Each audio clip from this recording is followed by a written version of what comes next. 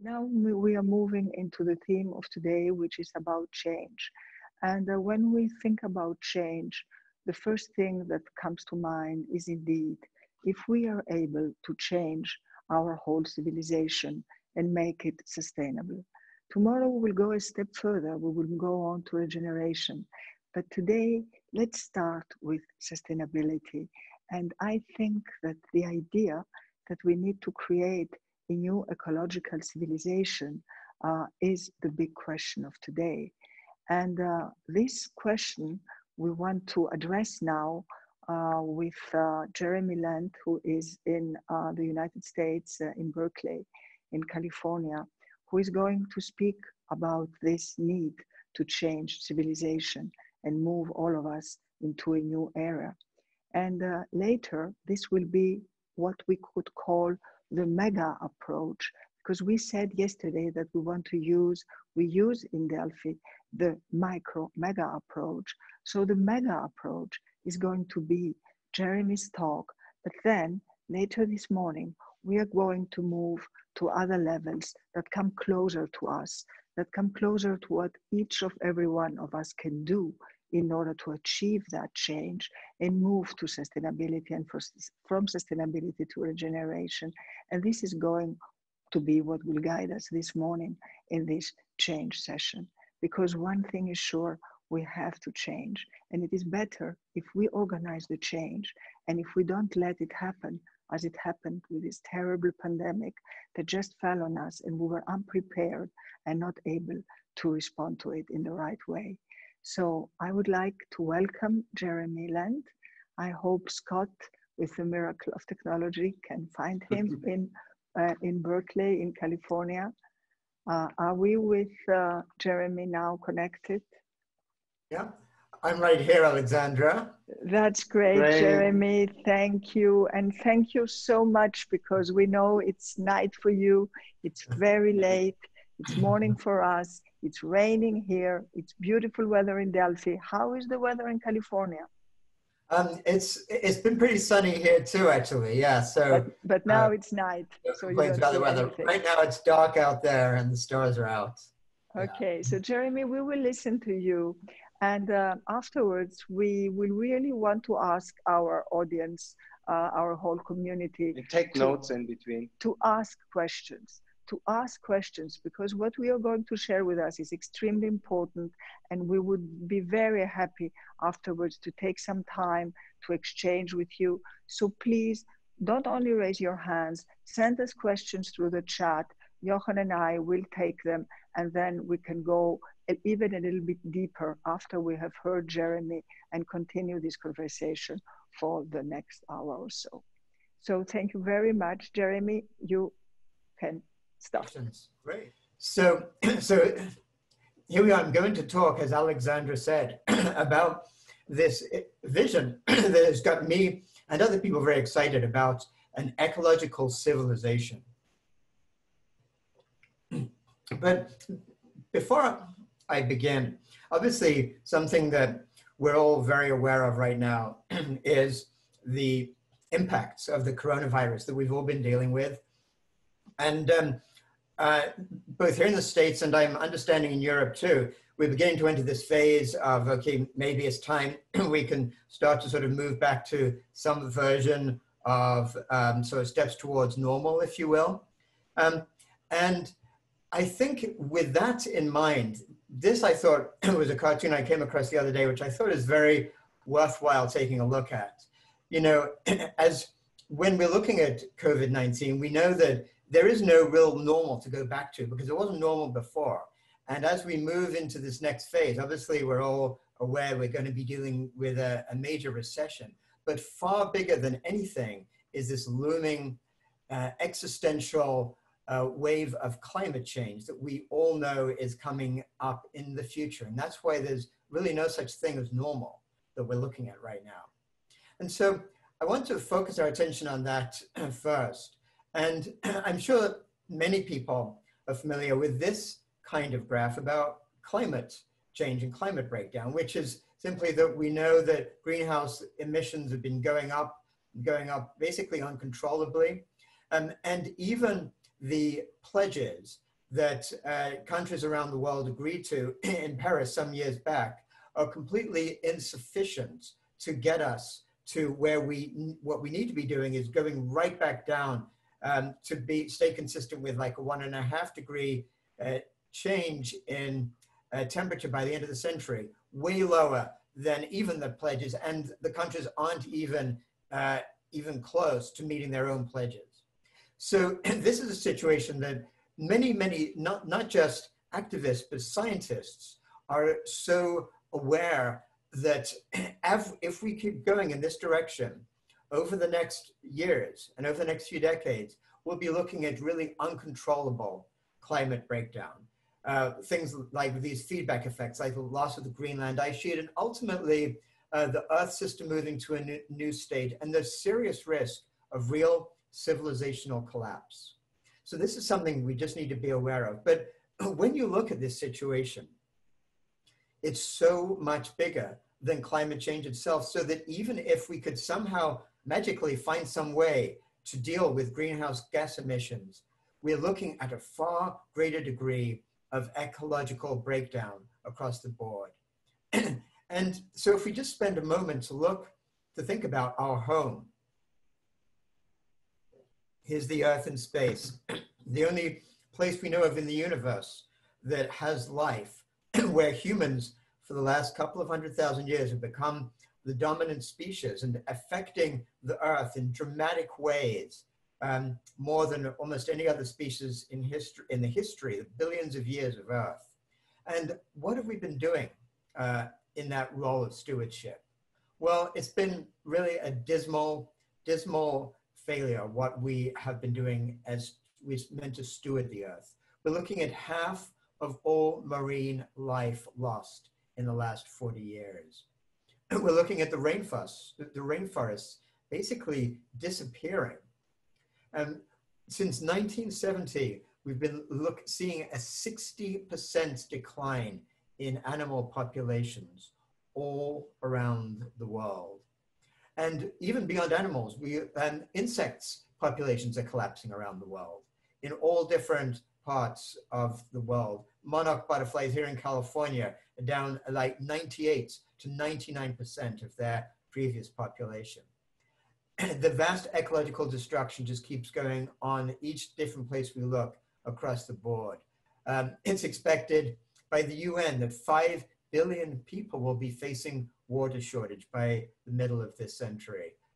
We are right now experiencing the beginning of the 6th great extinction of species in all of Earth's history of billions of years. Only this one is different from the others because it's caused by us, by human beings.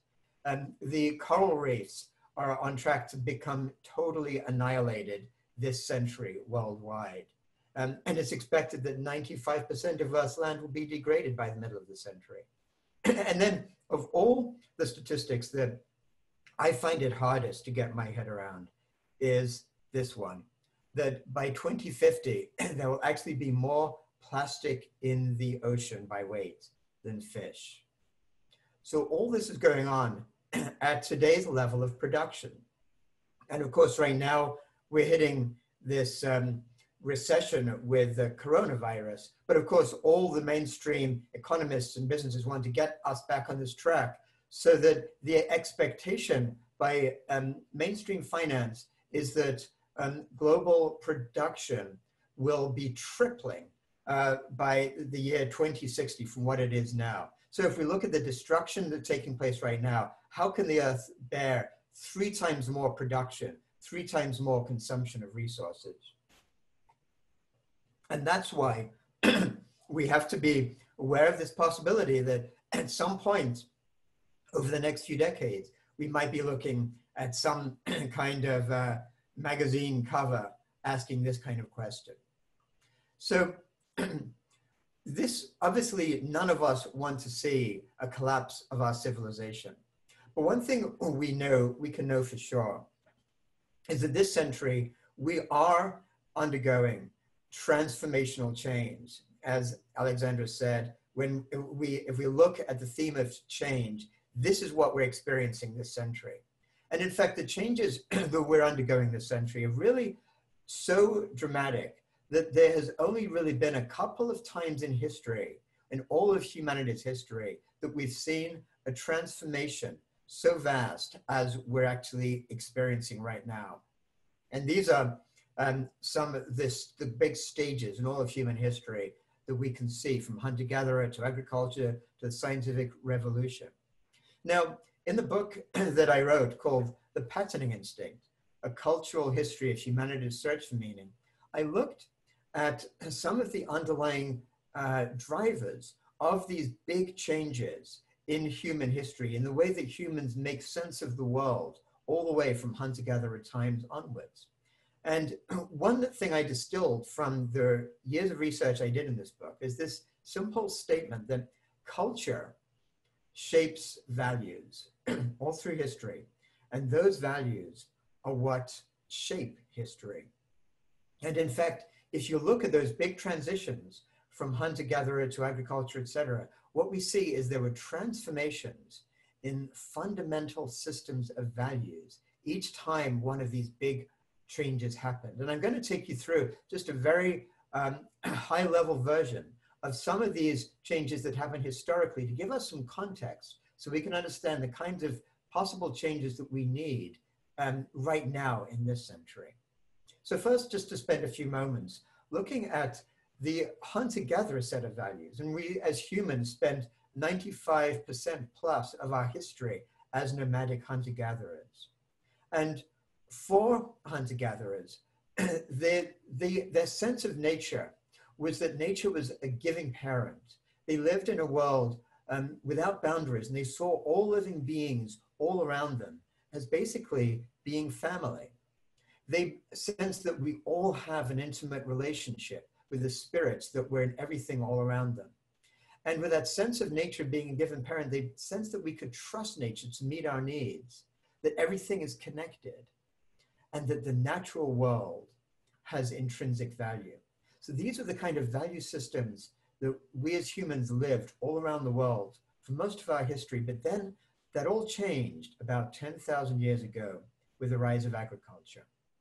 Now, when that happened, we started to experience for the first time a sense of separation.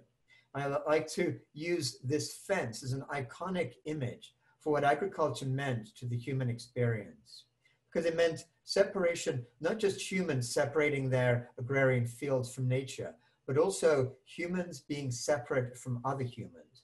As some people worked harder or got lucky with their crops, they got wealthier than other people. And so hierarchies started to develop. And as that happened, different wealth itself became a value, and different ways of thinking entered into the human experience. So these hierarchies that agriculturalists had translated into a way of making sense of the universe being like a hierarchy of the gods. And along with that came the sense of the intrinsic value of things like wealth, possessions, and power. And the sense, because of the ways in which you'd have floods and crops would fail, there was a sense you can't trust the gods. You need to worship, sacrificed, and a priesthood developed to mediate between people and the gods up there. And there was ultimately this sense of that you had to respect the hierarchy, and just as important, the patriarchy. In fact, it was with the rise of agriculture that we see the rise of the patriarchy, where women became the property of the male, objectified sexually, excluded from power, and silenced in the public sphere. And all agrarian civilizations around the world lived according to these set of values, even with all their differences, until just a few hundred years ago with the rise of the scientific revolution. And of course, as we know, that happened in just in one place in Europe. And with the scientific revolution came a new way of looking at nature, seeing nature being a machine. And along with that came this vision of the possibility of the conquest of nature, with people like Francis Bacon, like one of the prophets of the scientific age, talking about how we can establish and extend the power of dominion of the human race itself over the universe and render ourselves the masters and possessors of nature.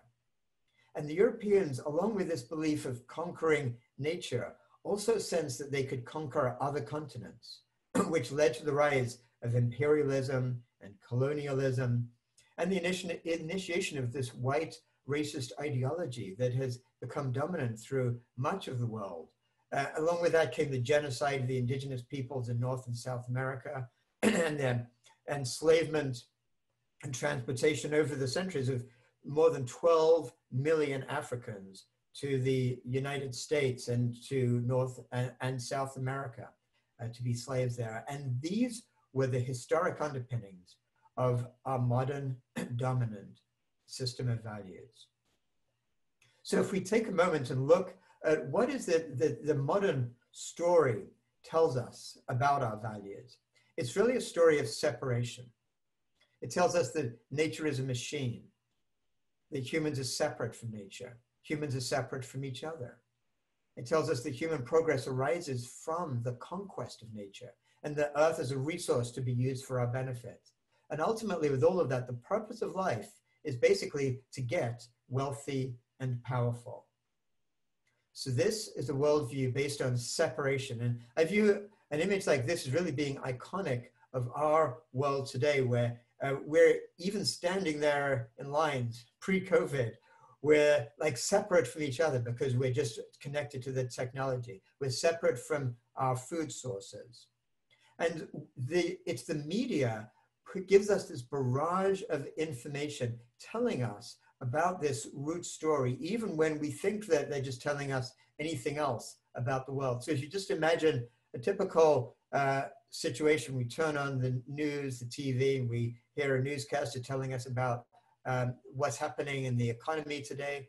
What she's really telling us, along with all the rest of the media, is this underlying story of separation. What she's really telling us is that we're all separate from each other, that we're all selfish.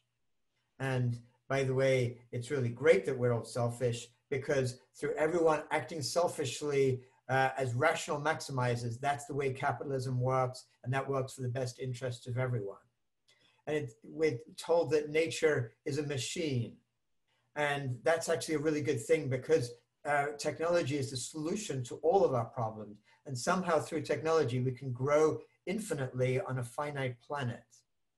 And ultimately, the ultimate message we're being told all the time is that really everything is meaningless. And so because of that, we should just fill it all with consumerism.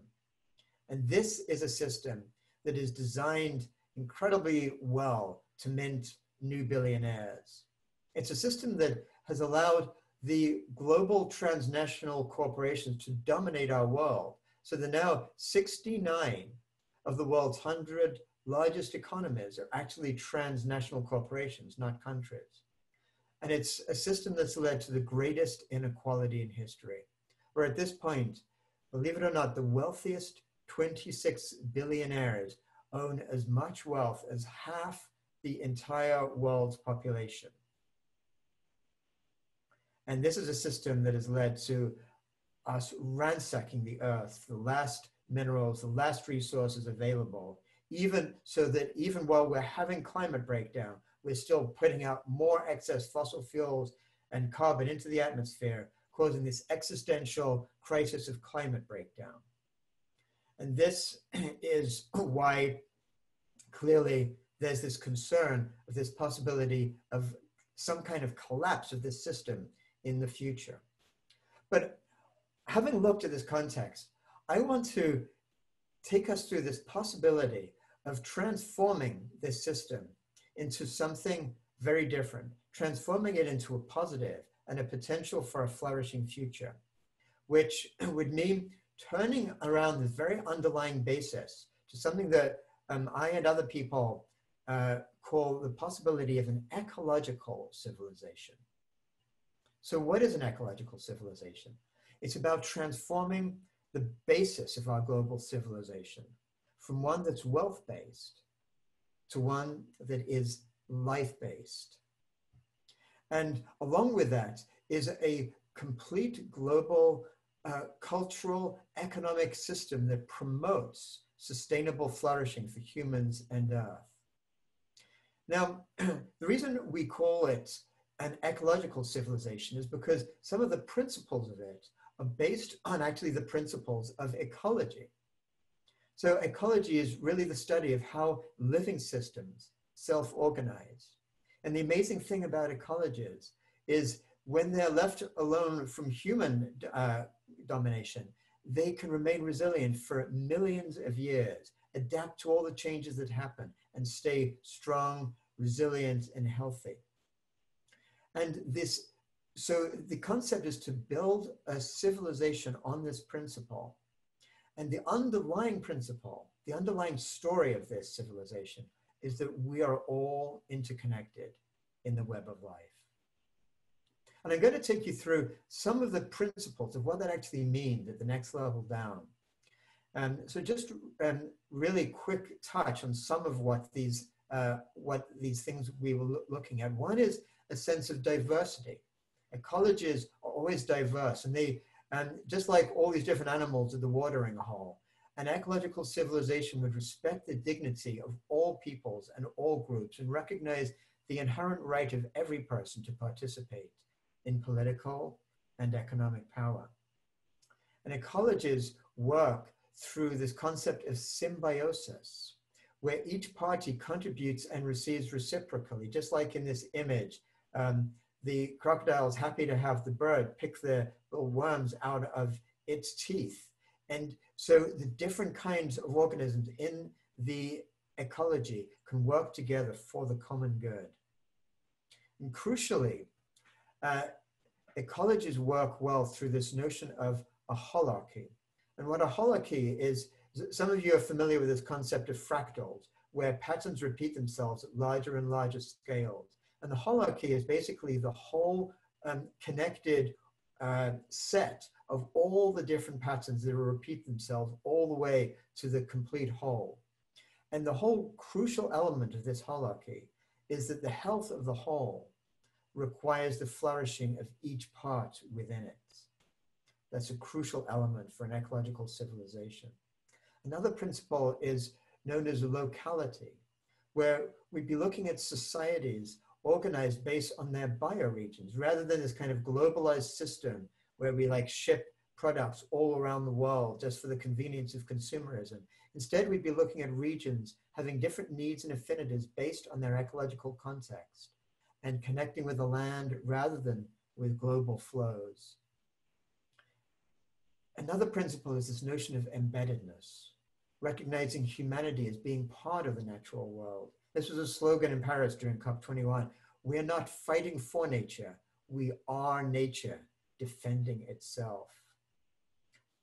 And then along with that comes the sense of regenerative civilization, that everything we do is for sustainable flourishing into the long-term future. There's this great quote from the Iroquois Confederacy, one of the Native American tribes, saying, in our every deliberation, we must consider the impact of our decisions on the next 7 generations. Along with that comes the sense of humility, recognizing the unpredictability of complex systems and that human activity affects the entire system in nonlinear and unexpected ways. So with these principles, I'll just want to drill down one level more and take a real quick scan as to what an ecological civilization might actually mean in practice, actually applied to the world this century. Well, first off would be this notion that corporations, those transnational corporations that dominate so much of our world today, would be transformed to exist for humanity rather than for shareholder returns. Now, right now around the world, there's a new innovative notion of benefit corporations or B Corps, where the corporation itself is chartered, so the board is asked to consider its impact of its decisions on not just shareholder wealth, but things like workers, customers, suppliers, community, and environment. And over 3 companies worldwide have changed their charter to become benefit corporations.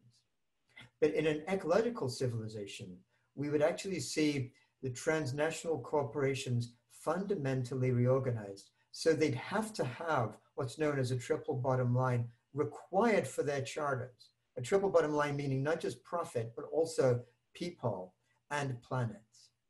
And along with that would come strict limits on advertising, which is often used to basically condition people to become essentially consumer zombies.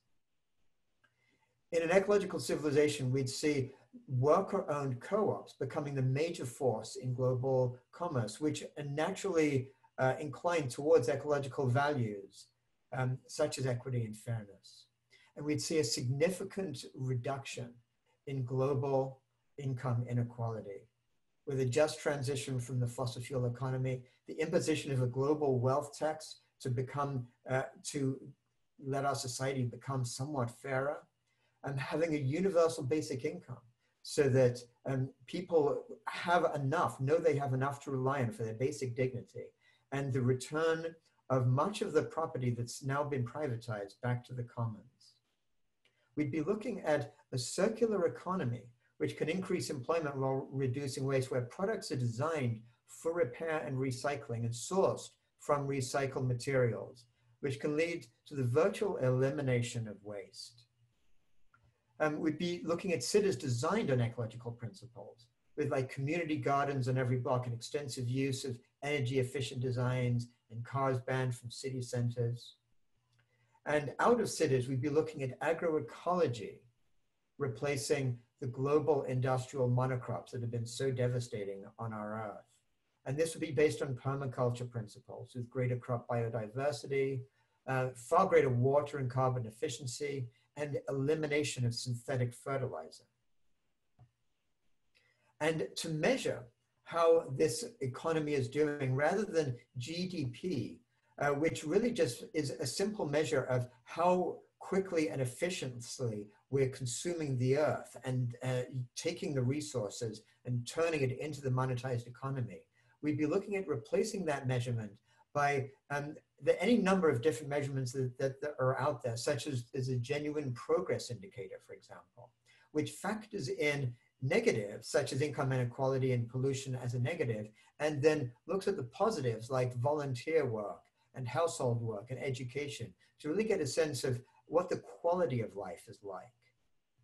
And then at the level of global governance, we'd be looking at, just like we have a UN Declaration of Human Rights, a UN Rights of Nature, putting the natural world on the same legal standing as humanity, with personhood being given to ecosystems and rivers and high functioning mammals, as is already being done in places around the world, and defining the concept of ecocide, the destruction of a whole ecology, as an international crime.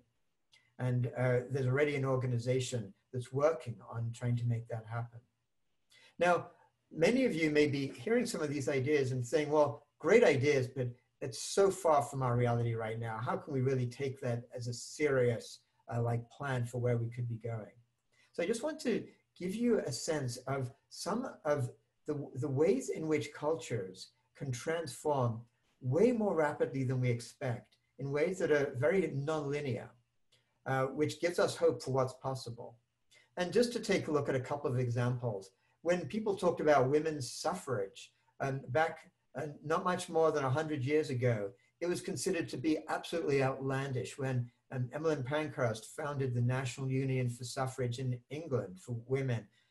She had to fight for decades just to get 3,000 people to march for the women's right to vote in London in 1907. And it was only a couple of decades later that women got the right to vote in the UK and the US, followed by other countries around the world. Similarly, with civil rights in the United States, it was in 1955, Rosa Parks was arrested for refusing to give up her seat on the bus in the United States, and with a bus boycott that lasted over a year, with Black churches burned. Within 10 years, it was Martin Luther King with a March on Washington, with 200,000 people, with his vision of I Have a Dream, and Civil Rights Act passed into law just a year later by President Johnson. This is the amazing way in which nonlinear change can happen. And more recently, back in August 2018, as many of you know, Greta Thunberg was skipping school to begin a solitary demonstration by herself outside the Swedish parliament. Just 1 year later, and there's 4 million plus school children on a global climate strike, and the climate emergency being declared by not just by nationalities in over 1,000 jurisdictions worldwide. And the reason why we see some of these changes happen so dramatically is that public support follows a non-linear path of change. And so the way that happens is there's this kind of long, slow, early adoption phase when there's what's known as ideological lock-in. People stick with received ideas and attitudes. There's social rigidity, inertia. People say, it'll never happen. And then a tipping point begins to happen with a crescendo of change when a few influential thought leaders start attracting increasing numbers towards these new ideas. And that same stickiness that kept people back there not accepting change starts to pull people into this new direction as a sort of herd instinct. People want to follow these new ideas that look exciting. And before you know it, there's widespread adoption and you're hitting a new stable state where those new ways of thinking become institutionalized. And there's always some diehard reactionaries, but now they're in the minority. And then everyone looks back and says, oh, it was inevitable. And so if we apply that to these seemingly far out ideas of an ecological civilization, well, what do we see? Well, one thing we see is the magnitude of the crisis we're facing right now leads to the expectation that there will be this tipping point, the climate emergency, the global inequality, the environmental collapse, and the breakdown, as we're all seeing around the world only too clearly, of political norms. And then there's also the rise of the internet, which allows new ideas to be far more speedily transmitted than ever before. And this emergent global sense of the shared humanity that we see so much in what we're sharing with today. And at the same time, the challenge for this change to happen is vast. We have to see this change happen, not just in hundreds or thousands of years, like some of these other great transitions that humans have experienced, but in just a few decades. And we have to do it consciously. As a global human brain, basically, we have to change the way we're thinking, change our values, change our behavior. And to make this change happen would represent basically a unique achievement in human history. And when we look at how we can make that happen, to go back to those learnings I was sharing with you before from the patterning instinct, that culture shapes values and values shape history. So similarly, our values, the values that we have today, will shape the future. And looking at what we mean by that, these are the transformation in values that we're talking about here at in this kind of gathering that we need to see moving around the world, an emphasis on the quality of life rather than material possessions, prioritizing progress in quality, not quantity, basing our political and social and economic choices on a sense of our shared humanity with justice and dignity for all, and then building civilization's future on the basis of environmental sustainability, where the flourishing of the natural world is a foundational principle. And so as we have this, as we go into a discussion right now, and then through later today and tomorrow, I encourage each of you to think about those transformation of values that would be required to get to where we would want to go, and ask yourself about how that flows into these different aspects of the Delphic cubes in terms of democracy, inner transformation, education, sustainability, how that flows to technology and science and the arts. And as we do that, let's bear in mind what I think is one of the most inspiring comments of all about what is truly possible for something like this, from Margaret Mead, who said, "Never doubt that a small group of thoughtful, committed citizens can change the world. Indeed, it is the only thing that ever has." So thank you for bearing with me as I took you through that. And now what I'd love to do is open our forum up now for a discussion, conversation. If anybody has any questions about what they heard, I'd love to answer that. And really, let's kind of share the space together as part of our interconnectedness. So thank you. Thank you. Thank you. Thank you so much, Jeremy. It was great to share this important visionary thoughts with us. And here we have the cube, the 6 sides of the cube. Thank you for referring to it. As you can see, they are not mixed up yet. This is the challenge, to mix up the different disciplines with each other. That's what we are really about to do. And I want to share a quote that Bénédicte Magnier put into the chat. She quotes Victor Hugo, and it fits perfect to your last words. There's nothing more powerful than an idea which time has come.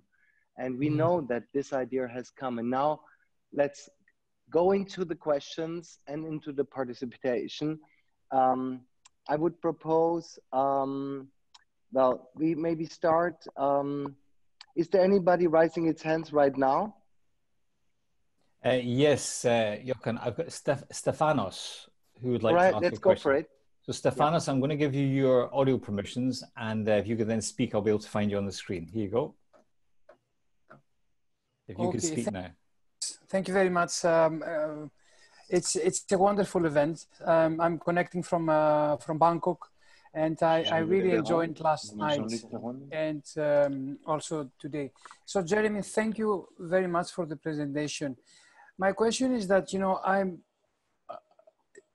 at least on what I will call the Western society, Europe, the United States, the concept of ecological civilization has been mostly perceived within the lens of ecological modernization, which is a completely different thing, because ecological civilization is an entire philosophy for a new development paradigm. Ecological modernization is more or less the application of what we know in the economy, the technology, with a little bit of green.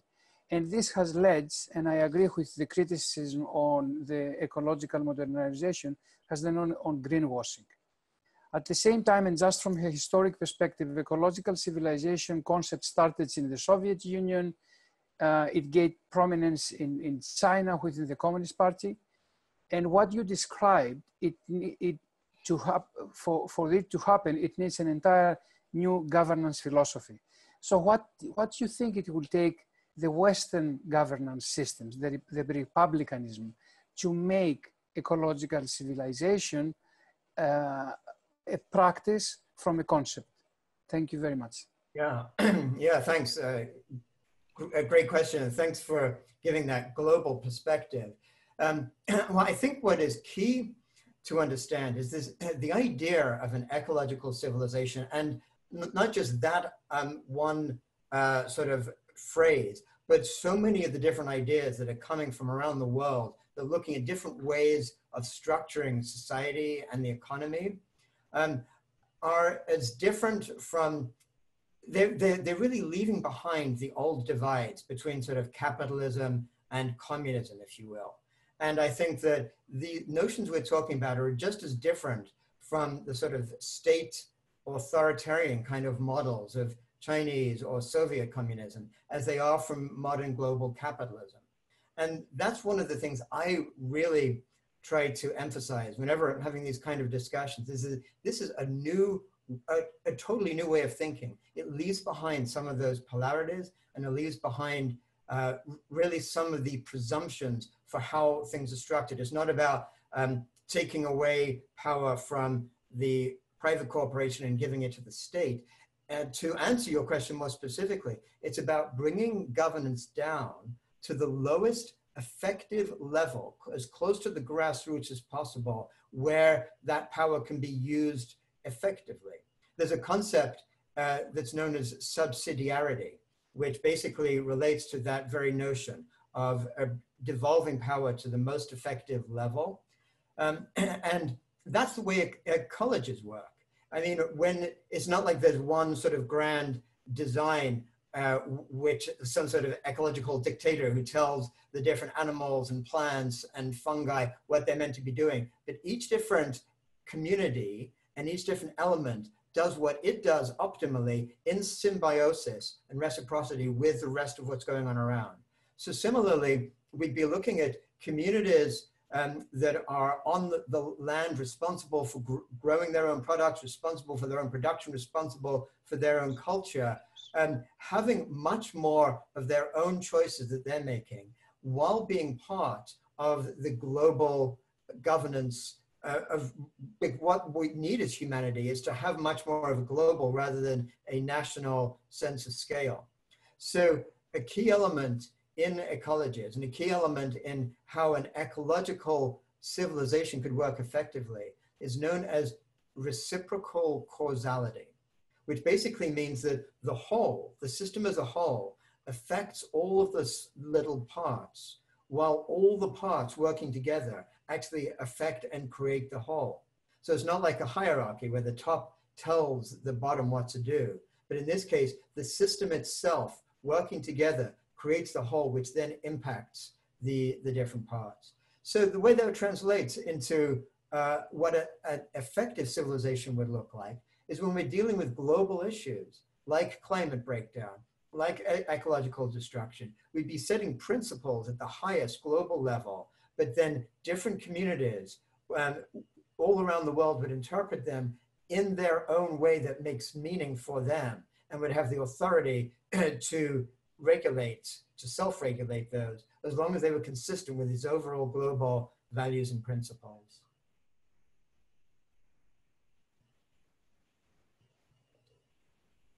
Jeremy, so the next question will be raised by Alexandra. Actually, we have several questions referring to the role of technology and how much we can rely on new technologies, including, of course, on artificial intelligence, a question by Klaus from Germany, to help us. And whether you see, of course,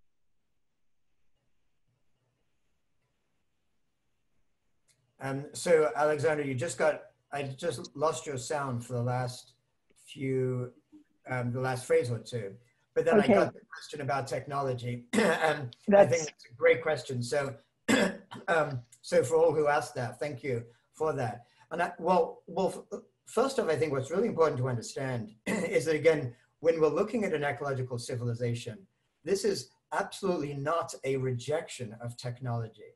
It's actually an embrace of technology, but it's just like we talked about restructuring corporations.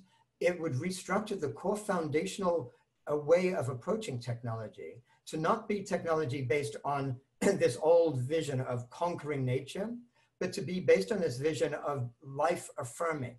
There's this powerful concept of biomimicry. We're looking at what the amazing technology that nature itself has developed over billions of years and learning from that how to actually develop our own technology in a way that makes more sense. And I think that one of the ways in which we see great technological innovations like the internet, incredibly hopeful, powerful, transformational things. And then we see that get hijacked by these big mega corporations that turn it from being this positive into something that can be positively destructive. And I think a major reason for that is that technology right now is developed within this global capitalist for-profit system. And so when people get these new ideas they want to develop, they're not thinking, how can I do this for the benefit of all life? They're basically thinking, how can I become the next billionaire as fast as possible? So I think what is absolutely crucial is not just develop new ways of thinking about technology as being life-affirming, but look at ways economically of really taking new innovations outside of this global for-profit structure, capitalist structure, and more towards things like the commons. So things like Wikipedia or other examples of this or like blockchain offers great opportunities for this, where we can actually start to, rather than say, get rid of the old system, actually start to design the new system that's interconnected, life-affirming, human-affirming, actually design it from within the current system, but design it based on a different operating system, an operating system that is actually one of interconnectedness and human values like compassion and altruism and shared trust and respect for each other rather than this old system. Jeremy, for your answer. I hope the sound works now. So I tried to bring some questions together that are referring to faith communities. One of them was raised by Don Mullen, asking about the importance of Pope Francis Laudatio Si to distribute the values. And there was another question by Hélène Pichon, who is interested how the different religions, monotheisms in particular, can empower women. Because this idea that you raised about ecological hierarchy has to be distributed as quick as possible. And what's the role actually, from your point of view, from your perspective, of faith communities also in relation to empowerment of unequal people? Please go ahead. Yes, yeah, thanks. Yeah, that's what is so exciting about this notion of an ecological civilization, is that it is a natural alignment with all of the great faith communities all around the world throughout history. Because if you actually look at every one of the great religious traditions, they come from the sense of this deep sense of humanity and the deep reverence of the natural world. And you know what we see with Pope Francis and Laudato Si is an absolute sense of how even monotheistic faith, which has over the last couple of millennia has had all kinds of serious traumas associated with it, can be understood in a way that connects with this notion of nature as an interconnected set of systems and humans as being part of that. And we see that all around the world. So this vision can be interpreted in many different ways. For example, in China, we can see this interpreted in relation to Neo-Confucianism and the rise in modern approaches to Confucianism that look at, again, at this deep interconnectedness of humans with all of life, with the universe. We see that in South America, with this concept there in many and some of the indigenous countries of what is called buen vivir, which means just the literal translation is to live well, but what it means is well-being.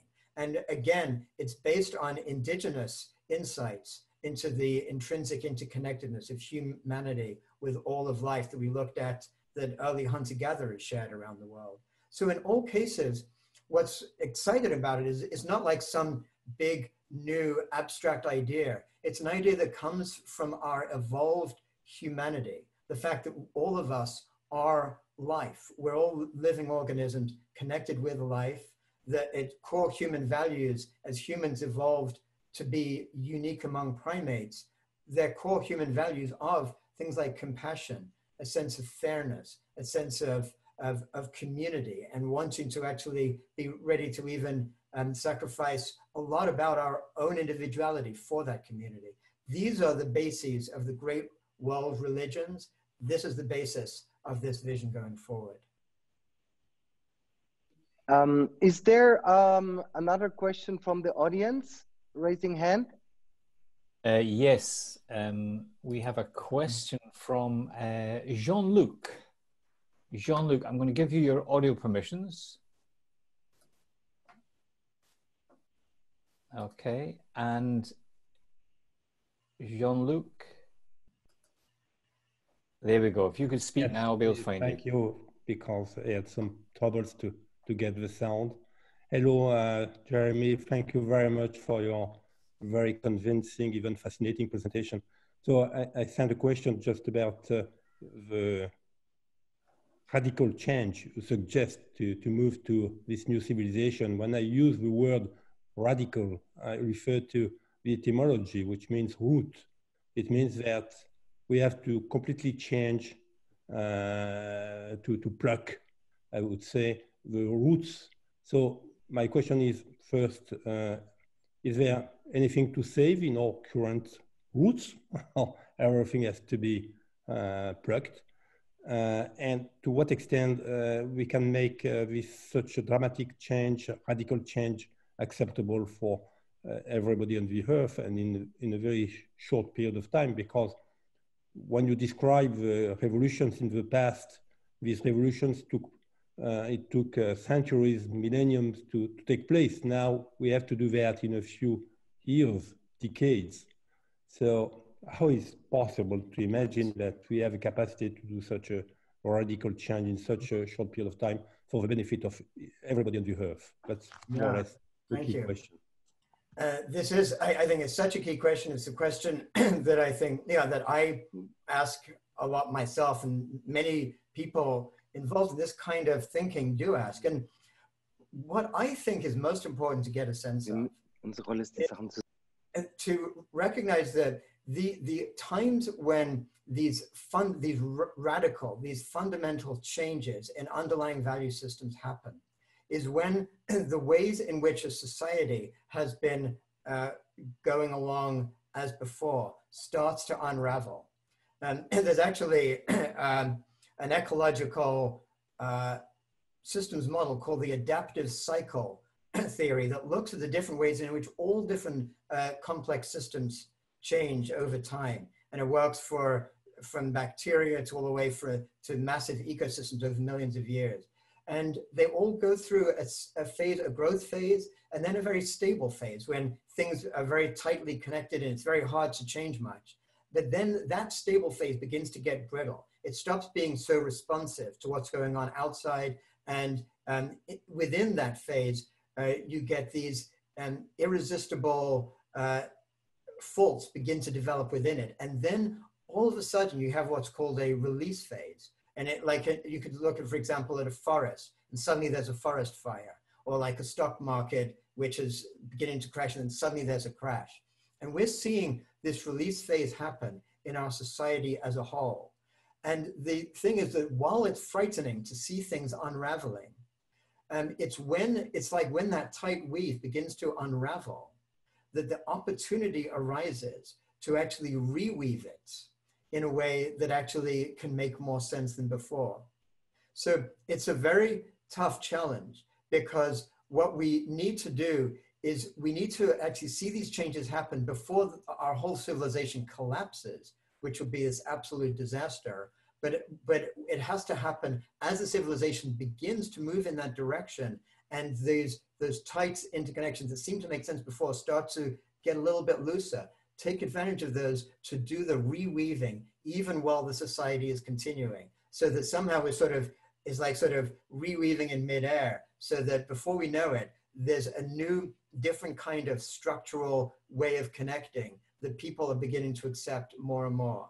It's a huge challenge, but I think the only time that it can happen is now. It's when things move closer and closer to this kind of collapse that the actual opportunity for these drastic radical changes becomes more realistic.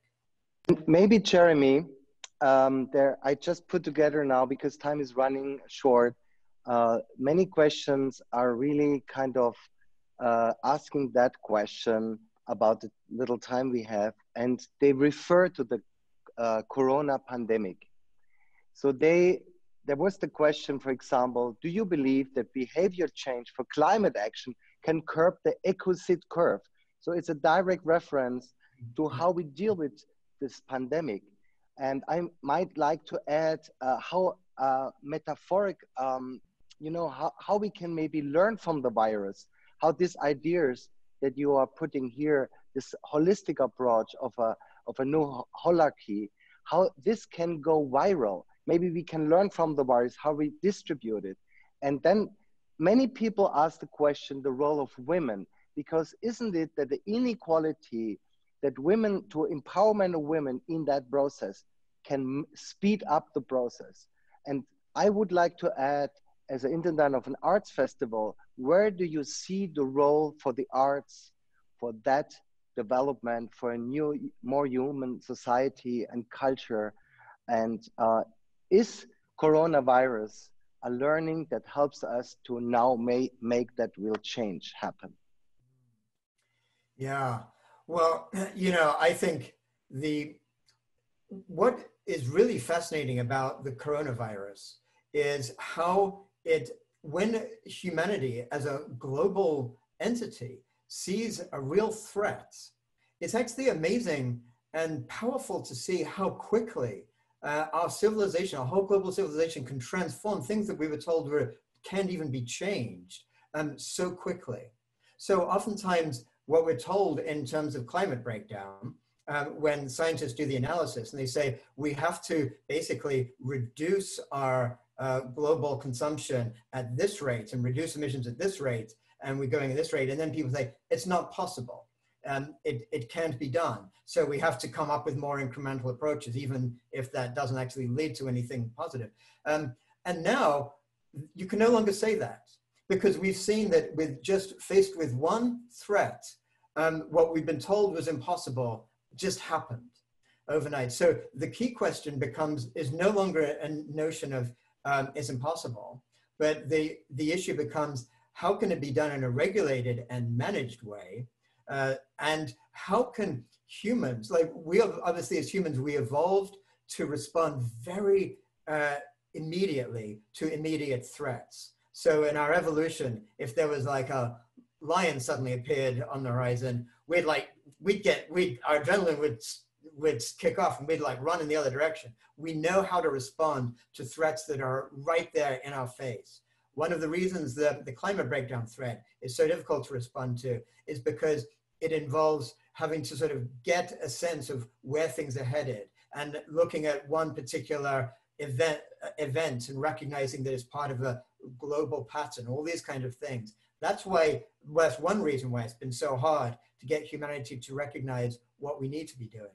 But to your point, what I think is really hopeful and inspiring from this response to COVID is that change can happen. And when it happens, and just like the virus can spread so fast, new ideas can spread equally powerfully, especially with the rise of the internet and the power of the internet to enable us to really develop a sense of like a global consciousness. It's really like humanity waking up to our global interconnectedness, really it's like one step towards becoming a global superorganism.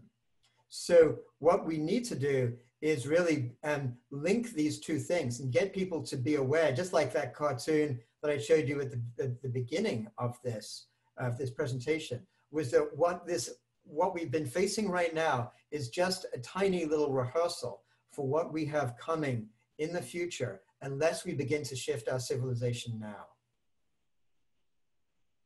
We have to wrap up and close actually, but I want to insist on the question that Johan asked about the role of the arts. Right. We are in an arts festival, and with it also the role of the women, even in one sentence. Just Absolutely. Give us a hint.